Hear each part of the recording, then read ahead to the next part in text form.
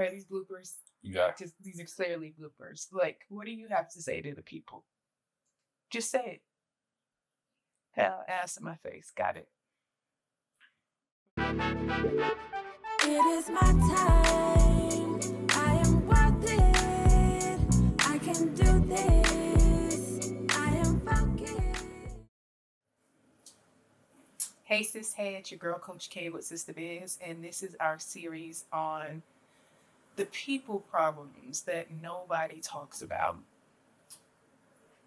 The people problems. If you are in business, you're probably either leading a team or aspiring to lead a team as you grow your business, or in the beginnings of doing your hiring. And I will say that I think that hiring people and managing people is one of the toughest, if not the toughest part of the job and the toughest part of being in business. It's so complex and there are so many things to learn when you're building a business about people and managing people and leading people, about yourself.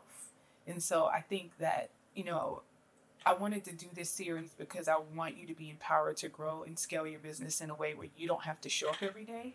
But sometimes you can be tempted to think I have to do everything myself because I don't have a team that can do things for me. Or when I bring people in, it just doesn't work out. Or I'm not sure I can trust other people with my business. And so you maybe, hesitant to hire, or when you're hiring, it's super stressful. And so I want to give you some tips, and I'm going to talk you through some things I've learned.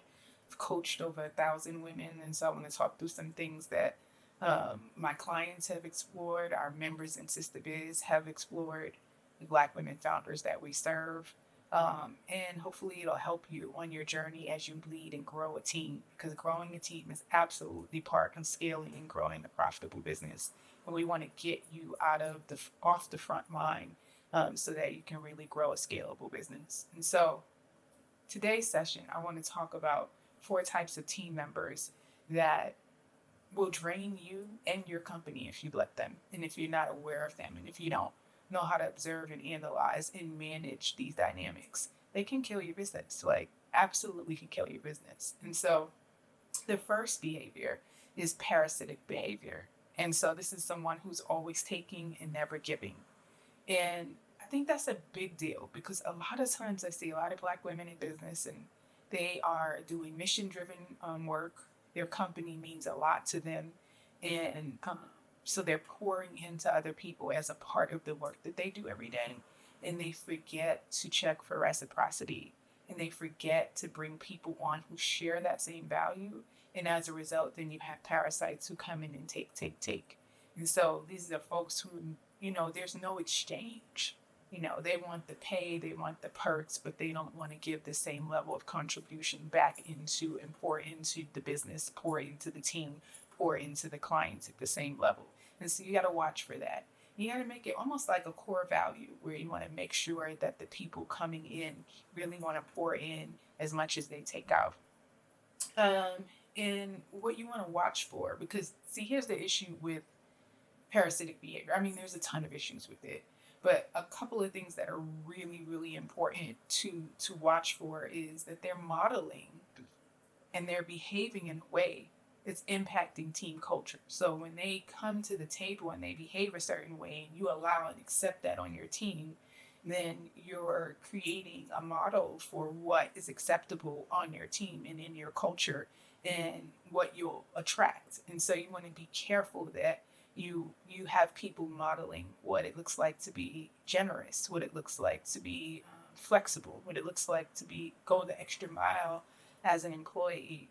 And in that other people on the team feel sort of like that's how we do here.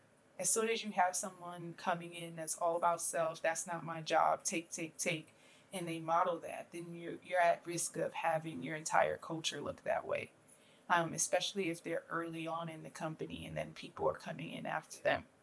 And so you really want to watch for parasitic behavior. You want to make sure that when you bring people in that you want to hear from them about, like, what can you do for this company? What can you offer? What can you pour into our clients? Are you passionate about pouring into folks, and what does that look like? uh, and really set expectations about reciprocity around, like, we'll go all the way for our employees and we want to make sure you're happy. And we also know that we're doing this because you work hard and you pour it into us as well. And you extend and go beyond as well. And so that's important. And don't be ashamed to ask for that, especially if your business is in startup mode and you need extra time, you need people to do things that are maybe outside of their scope. You should also be very clear about that so that you're not dealing with folks who are like, not ready to be flexible in that way. You need to really name what flexibility looks like in the job and in the company. The next behavior is dead weight behavior. And so I use this particular behavior term because this is around the folks who are really nice, really sweet, but there's no output. And so they mean really well, but they're not getting results for your company. And so if you have the bleeding heart issue, or you want to be kind to people, or you're thinking about your employees in ways like they're humans and they have families and they have food to put on the table. And so they have concerns and they have careers and they're whole people. And you do want to take that into consideration and think about that. And you want to make sure that you make space to honor that and honor people in that way. And you're running a business. And it doesn't make sense to bleed your heart out in a way that then bleeds the company out. And then nobody has a job. And so it's really important that if somebody's not getting results for the company, that you check that very early on and get to the bottom of it and fix it or offboard. Low return on investment is what it looks like. And they are often the folks who are draining the people in your company who actually are pulling their weight. And those people can sometimes be the types of folks who can cover for them. In fact, deadweight people are really good at getting other people to do their job without you knowing it. So watch for that. Watch for, like, if someone who's normally a good performer is now at capacity or over capacity and dropping balls because they're helping someone else out. And so watch the interactions between your employees to make sure that there isn't anyone kind of sucking out and draining from your high performers, because that's stressful for them. And you also then have to be really careful about how you manage that, because you don't want the person who's exhibiting the dead weight behavior to then feel a way about the person who's high performing because there was some sort of like tattletale or whatever. It can be really complex. It's not easy to deal with, but if you get down to the bottom line of, like, are you getting results? Are you getting results? Are your actions and behaviors getting results independently? Through performance management, then you can usually see and handle it. But these folks will waste your payroll and your meeting time and your capacity because everybody's going in above and beyond to help them, and they may not mean it. It's likely not intentional. They may not understand how to operate a different way. And so you have to be really good about watching for dead weight behavior, because that will cost your business big time. And what it also means is that they're taking up a seat of somebody who could be pulling weight, because they're putting more work on your plate and everybody else's plate, when you could have someone in that seat that's actually taking weight off your plate. And so just be watchful of that behavior. The third behavior is what I call storming behavior. And this is the person that causes drama and confusion. And this is not necessarily someone who's negative, but they're definitely disorganized and bringing chaos into the business. And so that could be their personal chaos, and they're bringing it into the workplace. And you won't always know that that's the case, but you can listen for it. If you have a good relationship with your staff, often they're going to share with you things that are going on in their person. Where I know I talk to my staff all the time about, like, what's going on in life, what's going on in their world. You can tell sometimes when there's a lot going on in home that might be spilling into work. And so sometimes the storming behavior can look like I can't get it together here because I'm coming in the door with a storm. Like, I'm bringing all my problems in the door, like my car breaking down and my life is a mess and my kids are disorganized and I got other clients, I got other things going on. If you have someone on your team who's dealing with like a really full plate outside of work, and that full plate is pretty dramatic, it can sometimes spill into the work. And I do again. So, I really want to be careful because I want to make sure I let you know that it's important to be kind and understanding and honor where people are at in their lives and know that people have lives outside of work, and there will be times when things happen. But when it's a pattern and that pattern begins to infect and impact the performance of the business, you really got to rethink if they're in a place where they can even handle the job at this time. And so you want to watch for storming behavior, because these are people who bring their personal chaos into the workplace, or sometimes they just, maybe it's not outside of the workplace, but maybe it's just how they move is they move in disorganization. And they cause confusion, or they're poor communicators, or they drop balls, or they have missteps. And these things are constantly creating fires in the business that you have to put out. They're creating rework in the business where you have to do things over again. And so you want to watch for these sort of folks who, that's kind of like how they move. That's their way. That's all, that way that they operate. That's all they know how to do. And there's a lot of different ways that people shield, hide, mask that type of way.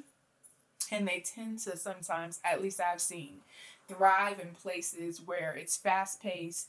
There isn't a lot of accountability and structures in place. And so they can kind of, and there's a lot of fires to put out anyway. And so they kind of blend in and add to the madness instead of cleaning up the madness and organizing the madness. And so it sometimes, if depending on how disorganized or chaotic your workplace is and your space is generally, you may not notice it. But if you want to get to a place where your business is operating smoothly and your business is operating on systems and your day-to-day is more predictable than it is chaotic, then you want to make sure you have people who naturally bring skills and energy of that nature to your business. So the final behavior, this is cancerous behavior is what I call it. And because it's like subtle, but it's deadly. It's deadly to your culture and to your business. And because these are the people who are negative Nancy's, who have complaints or problems that they bring to the business, or that they, stir up based on anything that's happening in the business. And so your business on a day-to-day basis is going to have challenges. It is. It's going to have challenges. It's going to have situations. It's going to have customer complaints. It's going to have broken something, technology. It's going to have the day where the lights went out. It happens in business on a day-to-day basis, and you want the team that is going to handle it in a way that is like, whatever comes our way, we're going to take care of it. And we're going to take care of it expeditiously, and we're going to move forward. Not the person who's going to complain, not the person who's going to vent, but the person who's going to build solutions, this person who's going to rock with the team with whatever the ultimate solution ends up being. They're not going to give you a bunch of drama on whatever solutions or new changes you have to make in the business, because a lot of times you'll have folks like that who want to challenge any sort of change. And so you want to watch for that, and they want to complain about it. And that is a big thing. And they may not understand sometimes why the changes are being made, but that's a whole nother video about how you're communicating and managing change in your business. But these folks with cancerous behavior, the biggest thing is not just that they bring the complaints and the problem, but they sow doubt in the minds of the rest of the team. And so that's pretty toxic, right? They're making sure that they lobby and they form toxic alliances so that their misery has company, and that ruins your culture. And so you want to look for people who like to hold water cooler discussions and gossip and meet with people to complain and lobby about what's not right in the business. Just really pay attention and keep your ear out about that kind of thing, and really have as strong of a set of relationships with your team as possible, so that if there's a cancer, that other people will either check it for you or notify you of what's happening. You have often you'll have, if you're lucky, and I see it a lot, you'll have people who really love you, love your business, will watch out for you and your business, and will make sure that they neutralize those types of folks. But sometimes if you're not paying attention, and you're thinking, you kind of have this mindset of like, if they're going to be that way, that's fine. They can be that way, but I'm going to operate this way. Sometimes ignoring it like that instead of checking it. That's why I call it cancerous behavior, because it can spread. And so you really want to be careful of like who's impacting your culture who's impacting how people feel about coming to work every day, who's impacting your team's perception of what the business is doing and working on and accomplishing and working toward. If there's someone who has a negative impact on those things, then that is not something to just isolate them on and ignore them on. You want to check it and really get to the bottom of it and make sure that you remove cancers from the team, if you're not able to have them change course and get to the bottom of it. So those are 4 types of behaviors. You got your parasitic behavior, the people who are always taking, never giving. You have your dead weight behavior, and that's the people who may be nice or sweet, but they have no outputs and they're not getting results. You have your storming behavior, and those are people who bring disorganization and chaos to the business. Then you have your cancerous behavior, where people are negative and spreading that negativity. So really pay attention to those things and trust your intuition. Like when you see these things happening, be aware of them and don't blow things off. They're important. They matter. And you want to get to the bottom of them so that you can keep and maintain a happy workplace for your team, an effective team, a high performing team, and a team that helps you grow your business to the heights that you're trying to get it to grow to. So I hope this is helpful. Make sure you check out the other videos around the things that we don't talk about when it comes to people management. Check out those other videos on our channel and make sure you subscribe if you like this content, and sign up for notifications so you know when I send out new videos.